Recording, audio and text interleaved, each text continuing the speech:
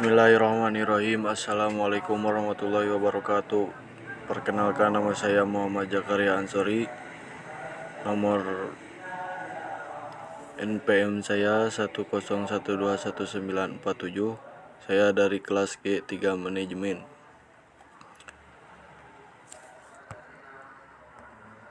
Akan mencoba menjelaskan tentang apa yang dimaksud dengan ma'rifatullah.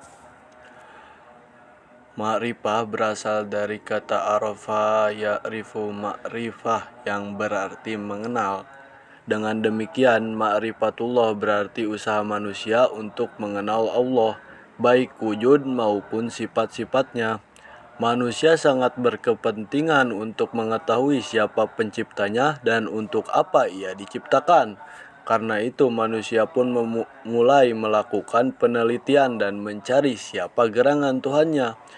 Allah yang Maha Rahman dan Maha Rahim tentu tidak akan membiarkan kita terkatung-katung tanpa adanya pembimbing, yaitu utusan-utusannya, para nabi dan rasul, yang akan menunjukkan kita ke jalan yang benar. Maka di antara manusia yang berhasil mengetahui Allah dan banyak pula yang tersesat, berjalan dengan angan-angan sendiri. Allah berfirman, maka berpalinglah kamu dari orang yang telah berpaling dari peringatan kami dan dia tidak menghendaki kecuali kehidupan dunia. Itulah kesudahan dan pengetahuan mereka. Sungguh Tuhanmu lebih mengetahui orang yang telah sesat dari jalannya, dan dia lebih mengetahui orang yang dapat petunjuk. Quran Surat An-Najm ayat 29-30. Urgensi ma'rifatullah.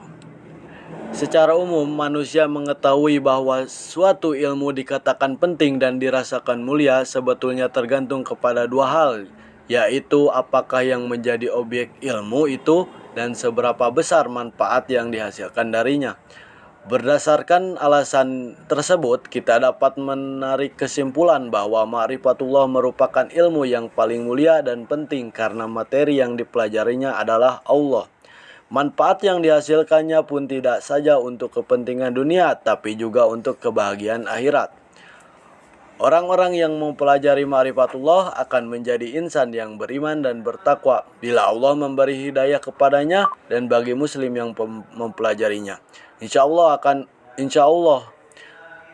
akan menaikkan keimanan dan ketakwaan, atau yang biasa disebut raf'ul iman wa taqwa, sebagai balasan atas keimanan dan ketakwaan mereka.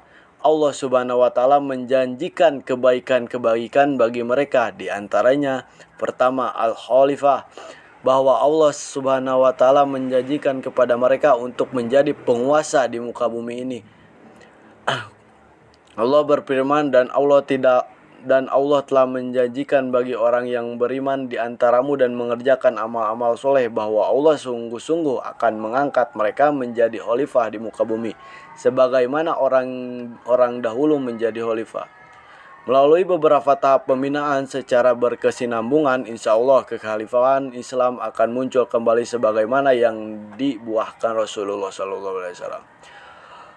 Rasulullah SAW mengungkapkan bahwa umat Islam setidaknya akan melalui 5 periode dalam perjalanannya hingga hari kiamat nanti, yaitu periode kenabian, periode kekhalifahan yang tegak di atas nilai-nilai kenabian, periode mulkan adhan atau penguasa yang menggigit, periode mulkan jabarian atau penguasa yang menindas, dan terakhir sebelum datangnya kiamat, umat ini sekali lagi akan berjaya dengan kembali ke periode kekhalifahan yang tegak di atas nilai-nilai kenabian. Ini disarikan dari hadis yang diriwayatkan oleh Imam Ahmad dan Baihaqi. Kedua, tamkinuddin, yaitu keteguhan agama Islam di muka bumi ini.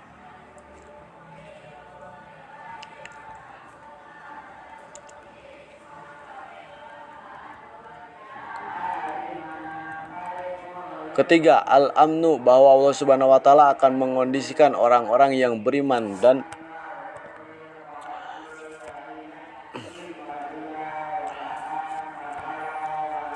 dan ingatlah bahwa Allah mengondisikan orang yang beriman dasaran rasa aman dan tentram setelah sebelumnya mereka selalu ditimpa keresahan dan ketakutan. Keempat, al-barokat atau keberkahan yang melimpah. Kelima, al-hayatun thayyibah, kehidupan yang baik. Keenam, al-jannah, surga. Orang-orang yang mau mencari atau mau mengetahui tentang ma'rifatullah, maka orang-orang tersebut akan mendapatkan surga. Kesemua ayat-ayat tersebut, kesemua dalil-dalil tersebut menunjukkan bahwa ma'rifatullah bila dipelajari dengan benar akan menambah keimanan dan ketakwaan. Orang-orang yang bijak dan memiliki akal sehat tentu akan memilih beriman dan bertakwa kepada Allah daripada mengingkari atau mempersekutukannya dengan ilah-ilah yang lain.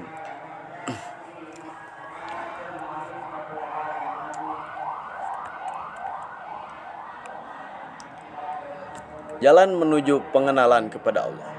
Agar manusia dapat mengenal Allah, ia harus tahu jalan yang benar untuk menujunya. Karena bila jalannya salah, bisa jadi ia akan kesasar. Orang yang benar jalannya hingga ia sampai pada tujuan yang sebenarnya. Ia menjadi orang yang ma'rifah dan semakin yakin serta membenarkan keimanannya.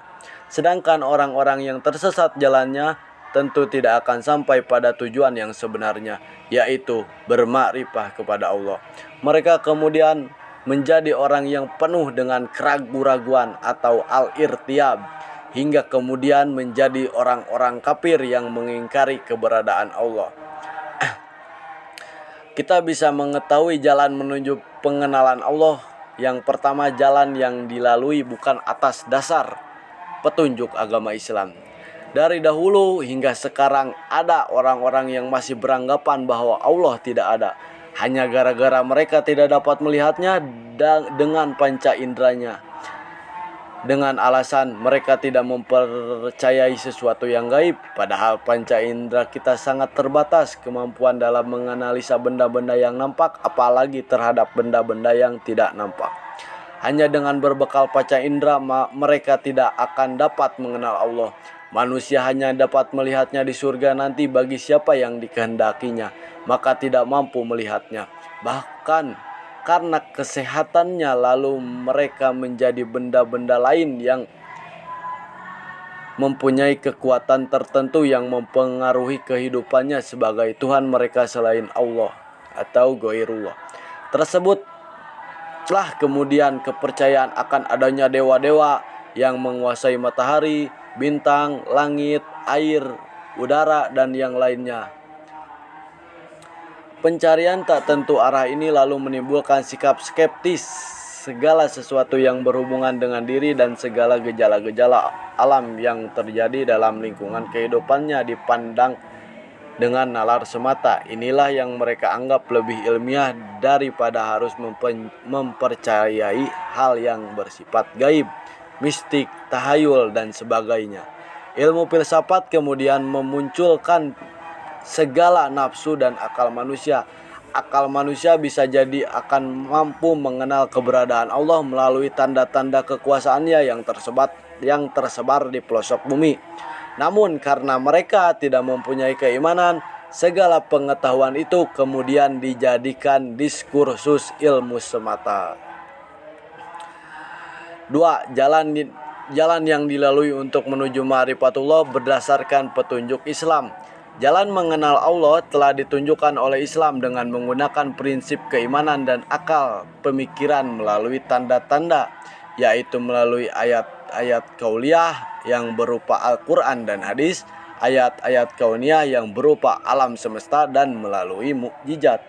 Dari ayat-ayat kauliyah, Allah mewahyukan firman-Nya kepada para utusannya, ada yang berupa suhuf, Alkitab, dan juga hadis qudsi. Dalam Al-Quran kita dapati maklumat Allah mengenai keberadaan dirinya.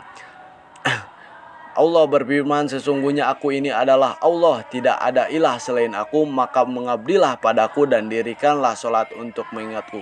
Quran Surat Toha ayat 14.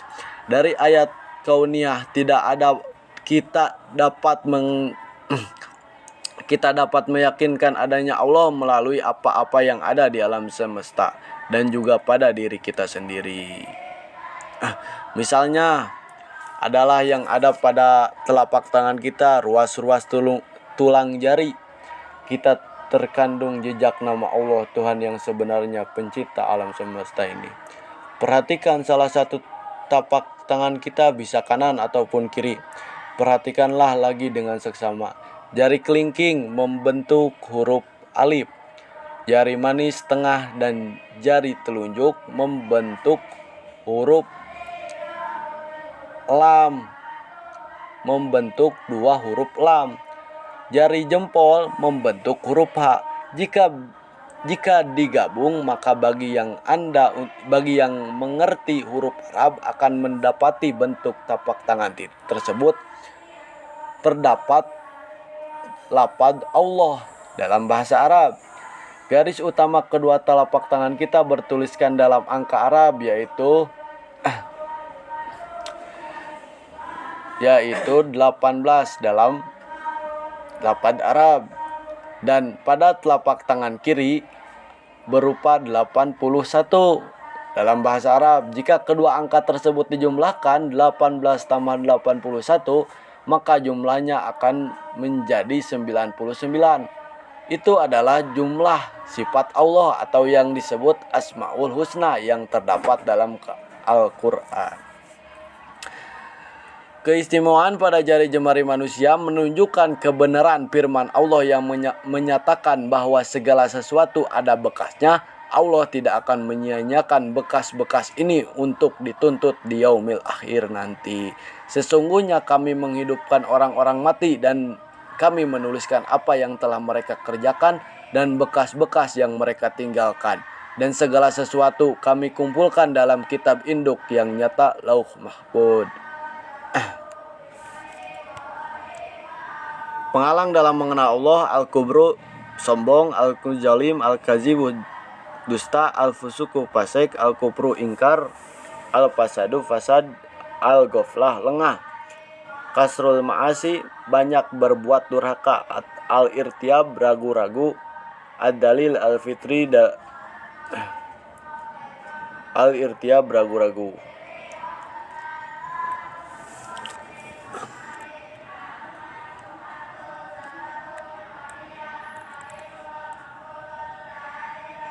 Dalil adanya Allah bisa diketahui dalil yang bisa menjelaskan Allah, memberikan berbagai sarana dan jalan hingga kita dapat memiliki kepercayaan kepadanya sampai kadar keyakinan yang ilmiah sebagaimana keyakinan kita melihat benda yang dapat ditangkap dengan indera. Secara umum ilmu ada dua kategori, yaitu ilmu daruri aksiomatis atau yang kedua ilmu nazari teoritis. Ilmu daruri adalah pengetahuan akan sesuatu yang tidak membutuhkan dalil karena keberadaannya dapat disentuh dengan indera. Ketika kita berada di depan suatu masjid, kita tidak memerlukan dalil mengatakan bahwa masjid itu ada. Sedangkan ilmu yang hanya dapat diperoleh dengan dalil disebut ilmu nazari.